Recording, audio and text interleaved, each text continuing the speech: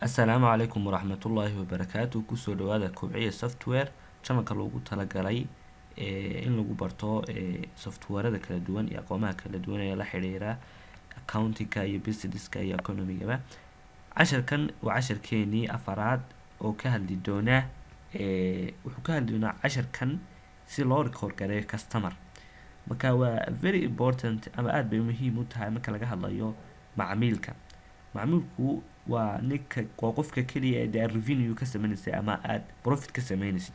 Marka inay ku informationkiisa aad haysid waxyaalaha businessyada kala hormariyay. Marka information xog dhammaystiran customerka ka haysid wuxuu ka saacidayaa in aad hadii alaab cusub keentid oo kale la xiriiriyo oo customerka aad ogeysiisid in uu alaab cusub businesskani keenay.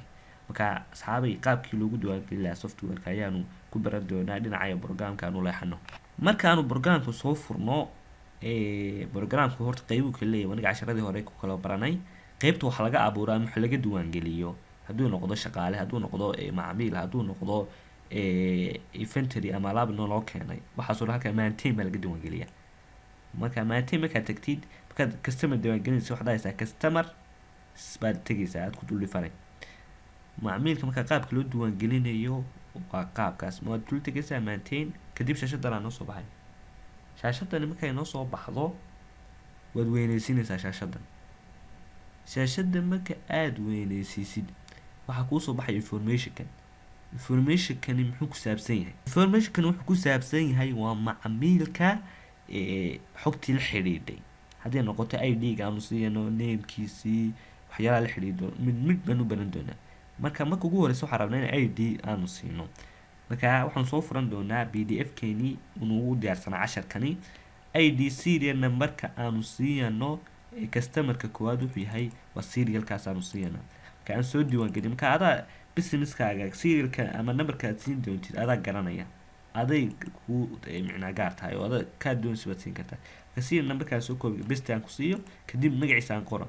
Magaca ka ugu horeeya muxuu noqonayaa customer-ka wuxuu noqonayaa oday store. Oday store isu koobi gareeba. Marka aduu macmiilkaaga adaa garanaya wuxuu yahay. Intaas horta magacii macmiilka ID-giisa si labadaas kala qoraysa kadib xogta kale aan u soo galo. Qaybahan waa menu yar. Menu-da ugu horeysa waa general. Halka waxaad ku qoraysaa waxaad diiwaan gelinaysaa akoonka bank-ku ku lahaa. Ka soo qaadid dahabshiil oo kale uu ku leeyahay HR baa umaleynaya. Marka ka soo qaad number-kaas uu leeyahay oo kale waa akoonkan buu ku leeyahay ninkaas. Billing address meeshu uu customer-kaasi degan yahay. Ka soo qaad wuxuu degan yahay downtown suuqa hoose ba. Magaalada bartikeedu degan yahay town. Hadduu address kale degan yahay waad sheegaysaa city-da Hargeysa baad iska dhahaysaa. Hargeysa iska dhahay. Zip-ka badanaa waxaan isticmaalaa number-kaas aan isticmaalaa Soomaali haddaan nahay. Kadib country-ga Somaliland baad iska dhahaysaa Somalilander. Sales tagas anagu ma sameyno badanaaba.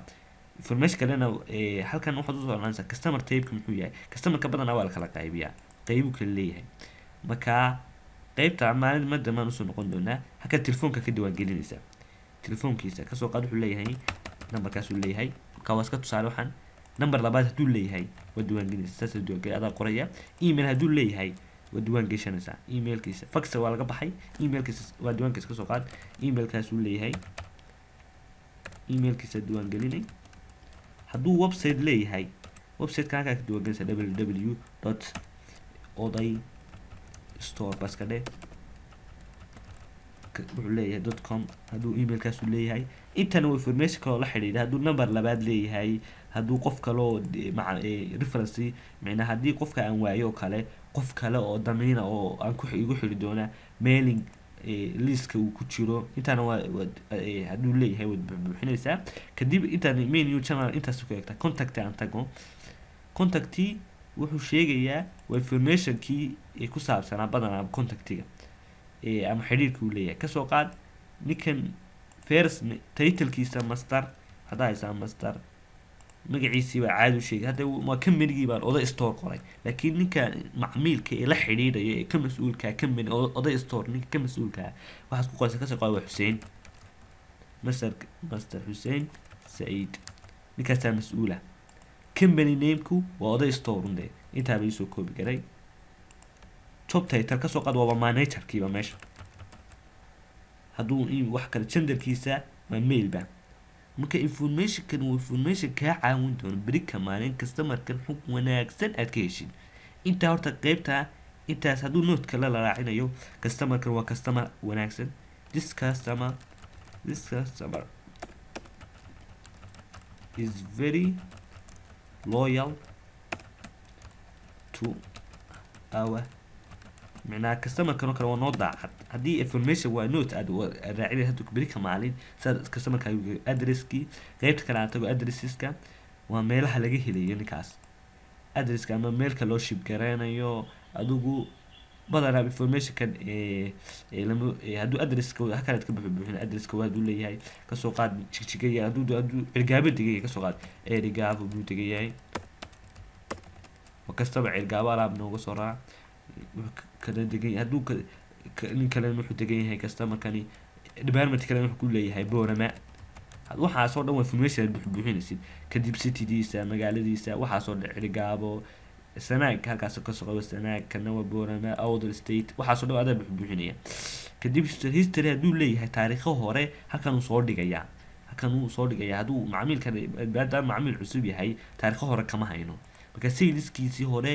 haduu macmiilkan sales hore sameeyay halkan uu taariikhiisa soo dhigaya marka intan nama khusaysan markaan bilownahay sales info qaybtana qayb aad muhiimsan maaha qaybtan payment and credit qaybtana aad muhiima qaybtani waxay muhiim ka tahay qaabkee buu bixinaya horta intan hoose ayay muhiima badan ama intani adduunka wax la isticmaala credit card iyo waxa la isticmaalaa qaybtan tiktok ka qaadaysa customerkan muxuu ku bixinayaa halkaas wuxuu ku bixinayaa waa muhiim wuxuu ku bixinayaa ka soo qaad cash oo kale marka uu cash qaabka cashka u bixiyo kadib halkan waxa daanas akoonka uu ka kordhayo akoonkeebu ka kordhaya maadaama uu cash yahay laba akoon ba cash nugu jira cashna waa cashki on hand oo gacanta ku hayna oo khasnadeena ugu jirta cashna waa check akoon oo bangigu noo yaala ka soo qaad waa gacantu naga sii waa cashkaas uu ka kordhaya mar walba waa cashkan waa ID aan siinay marka waa cash waa akoon cash on hand bad ku dul dhifanay ama hadii check yahayna ka check qaybta check aad ku dhifanay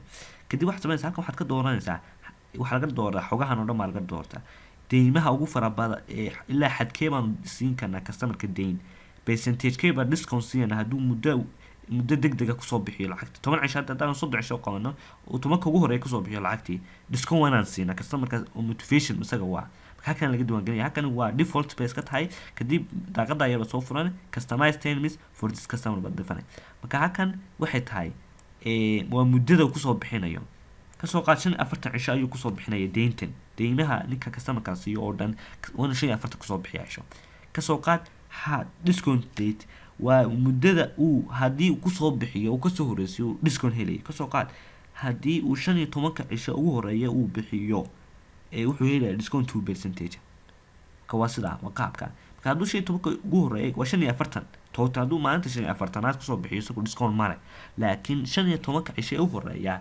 markaan uu siino alaabta uu ku soo bixiyo discount 2% weeyay marka systemka automatically isku dhifanaya waxa soo dhan oo date ka xisaabinaya halkan waxay tahay waa deynta la siin karo marka muddada credit limit baa loo yaqaanaa oo customerka deyma gaar ah deymaha waa loo cayimo waxa dhahaa 5,000 aduu ima dhaafi karta hadii kale businesska waxa ku dhacaya inuu gebigiisa wada deyn noqdo oo liquidity-giisu adkaato marka ka soo qaad 5,000 dollar baa ninka customerka deynka siin kara marka statuskan waxay tahay يعني هادو وقت notify over limit هادو dhaafo 5,000 message yarbu box yarbu ku soo qoraynaaya customer hebel deyntii way ku badatay oo 5,000 way dhaaftay isaga ku ogeysiinaya xogaha soo dhamanka diiwaan gelisid waxaanu yara dhaafnay sales info xogta la xiriirida waxa ugu muhiimsan sales info waa qaybta sales account loo yaqaano ka sales account tiktok yarba soo furanaysa sales account waxaad mar walba diiwaan gelinaysa ama waxa halka dooranaysa sales income meena customerka marka aan diiwaan geliyo oo wax iga iibsado akoonka saleska saameyn buu ku yeelanaya marka wax iga iibsado sales automatically u geeyay marka waa very important inaad halka dooratid waa sales account khasabona doorata hadii kale systemkaagu gebigiisa uu khalkhalaya kadib customerka saas loo doogaya save and new badaysa ka customerkaas already diiwaan gashay customerska kale aan diiwaan geliyo customerka kale halkan ugu qoran waa Broadly Training koodkan aan siinaa koodhka ma siinay kadib barnaamijkiina wuu taganaa id saasaan u qoranaa waa Buraale Train Training baan filayaa wakaa magaciisina waa kaa waa Train Training waa shirkadiidoona macaamiil noo ah aanu wax naga iibsataa kadib sidaan u diiwaangelinaysaa xogihiisii account namekii dahabshiil ku lahaa saasa diiwaanka kasoo qaad HRGD numberkaas ku leeyahay akoonka magaaladu xaafid adresskiisu waa jigjiga yar kadib cityda waa Hargeysa kasoo qaad waa Hargeysa waa Somaliland waa telefoonkiisu waa balaa waa numberka ka kalena waa numberka emailkaas uu leeyahay marka aduu information-kan adaa buuxinaya information adag maaha marka adaa buuxinaya information ku fudud yahay kii hore sida qaabkii kii hore baad u diiwaangelinaysaa marka anaa waxaan siinayaa videoga boos baan siinayaa si aan u wada buuxiyo customerska marka sidii unbaa loo buuxinayaa wax videoga hore inta hore unbaa daawan doontaa marka aan boos iskala siiyo kadib markii aan customerkii aan dhamaystiray oo 5 customer aan diiwaan geliyay liiskoodii halkaan ka helaysaa customer liiska halkaa ku dhifo liiskii halkaas ubaad ku dhufanaysaa wakaa wali customerkii aan ku dhex jirnaa liiskooda kuwan 5 customer baa diiwaan gashan customers halkaan ka eegaysaa tiradooda waa 5 halkaa hooseed ka eegay koonka mid walba magaciisa waa kaa contactiga la xiriira telefoonadoodii balance haddii lacag lagu leeyahay halkaan ka search garanaysaa haddii kasoo qaad oday store oo kale oday halkaa waxba laga search karayaa macnaa information marka sidaas ayaad u ogaanaysaa customerskaagii liiskoodii qaabkaas loo diiwaangeliya waa qaabka fudud asxaabay wassalaamu calaykum waraxmatullaahi wabarakaatu